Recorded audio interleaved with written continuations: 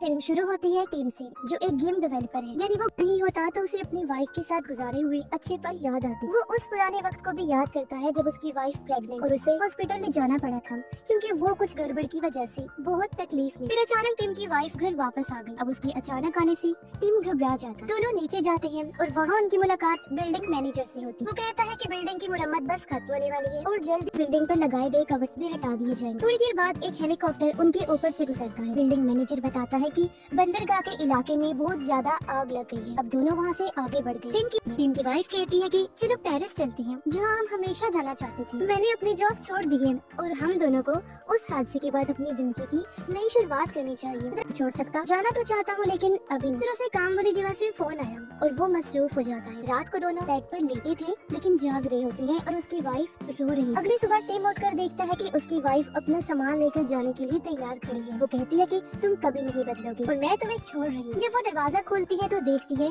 कि अजीब सी ईंटों ने रास्ता चेक करता है लेकिन उसे भी कुछ समझ नहीं आता। टीम की वाइफ खिड़की चेक करती है लेकिन वहाँ भी वही ईंटें लगी हुई थी और पता चलता है कि हर खिड़की पर इन ईंटों ने रास्ता ब्लॉक किया हुआ है। टीम की वाइफ ईंट तोड़ने की कोशिश करती है और टीम भी मदद करता है, लेकिन वाइफ ड्रिल मशीन निकालती है और उसकी मदद से ईंटों को तोड़ने की कोशिश करती है। टीम ने भी मदद की लेकिन अभी भी कोई फायदा नहीं हुआ, बल्कि उल्टा ईंट पर हल्की सी खरोंच तक नहीं आई। वो हल नहीं आ रहा। फिर दोनों अपने लिए जरूरी सामान जमा कर लेते हैं। टीम कहता है ये सब वीडियो गेम जैसा है और हमें यहाँ से निकलने का रास्ता। वाइफ आई और लड़ाई करने के लिए माफी मांगती। टीम चम्मच लेकर दीवार पर चिपका देता है और अपनी वाइफ को दिखाता है कि दीवार एक मैग्नेटिक पावर है। अब दोनों सारी लोहे वाली चीजें इकट्ठा करके उस दीवार पर लगा दी। टीम की वाइफ नोटिस करती है कि स्क्वायर शेप में मैग्नेटिक पावर ज्यादा है, यानी कि चौरस में। लेकिन तभी वो लोहे की चीजें हिलने लगती हैं और हवा में उड़कर उनकी तरफ जाने लगती है। टीम अपनी वाइफ को लेकर नीचे झुक जाता है, मगर उसकी वाइफ ने नोटिस किया था कि टीम जख्मी हो गया है क्योंकि कुछ लोहे की चीजें उसके पेट में घुस गई। उसकी वाइफ उन चीजों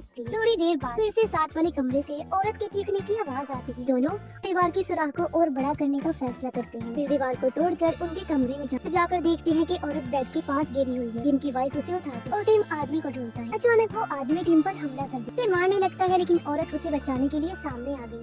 टीम की वाइफ जो एक आर्किटेक्ट होती है वो आइडिया देती है कि हमें फ्लोर के रास्तों से होते हुए बेसमेंट में जाना चाहिए। आखिर दोनों मिलकर जमीन तोड़ना शुरू करते हैं। अब आखिरकार ये फ्लोर तोड़कर वहाँ काफी बड़ा गड्ढा बना लेते हैं और टीम नीचे जाता है। वो अपने पड़ोसी को आवाज लगाने लगा जो एक बूढ़ा आदमी था, लेकिन के बाद बूढ़ा आदमी मान जाता। सब लोग नीचे उतरे। अगर एक और डिवाइस खोलता है जिसके अंदर भी कैमरा था। मार्विन कहता है कि कोई हमारे साथ स्क्विड गेम की तरह खेल रहा है और उसने हमें यहाँ फंसा दिया है। और वो सब लोग जमीन तोड़ते हैं और नीचे बेसमेंट में चले जाते हैं। वहाँ वो सुरंग ढूंढते हैं और दरवाजे को तोड़ने लगते हैं, लेकिन वो ये देखकर हैरान रह गई कि उसके पीछे भी वो ईंटों की दीवार मौजूद है। सब लोग यूरी के दोस्त के कमरे में बैठे हुए थे। मार्विन की वाइफ पूछती है क्या सबकी जिंदगी में कोई ऐसी सेम चीज हुई है जो हम सबको जोड़ती हो। वो खुद को रिलैक्स करता है और बाकियों से कहता है कि हमें हाथ पर हाथ रख के नहीं बैठना चाहिए। बिल्डिंग मैनेजर के कमरे में कुछ सबूत ढूंढने चाहिए। तो वो बिल्डिंग मैनेजर का घर चेक कर रहे। टीम देखता है कि ये रूम ऊपर वाले रूम की निस्बत छोटा है। वो एक दीवार चेक करता है और उसे पता चला कि यहाँ एक खुफिया रूम है। मार्विन भी एक रिमोट ढूंढ लेता है लेकिन इस पर पासवर्ड लगा हुआ था। वो लोग रिमोट पर पाउडर फेंकते हैं और उंगलियों के निशान उन्हें मिलते हैं। बॉस मिलता है जिस पर कोड लिखा हुआ था। शायद ये कोड दीवार खोलने के लिए था। यूरी हंसकर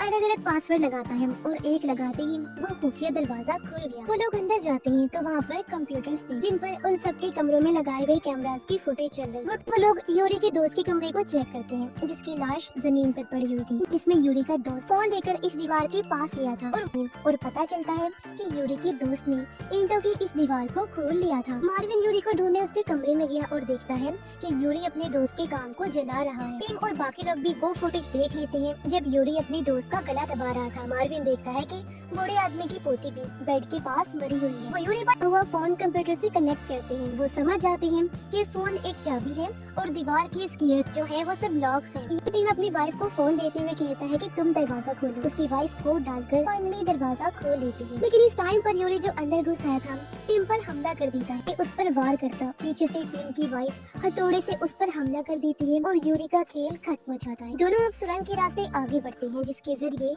वो बाहर आ जाते हैं। मगर इन्हें अपनी गाड़ी नजर आई जिसके अंदर बैठकर वो पेरिस जाने के लिए निकल पड़ते हैं। रेडियो पर खबर आती है कि सच में आग की वजह से कंपनी का एडवांस नैनोटेक सिस्टम एक्टिवेट हो गया था, जिससे पूरा ही शहर इसकी लपेट में आ चुका है। और अब इसी के साथ ही ये फिल्म इधर ही खत्म हो जाती है।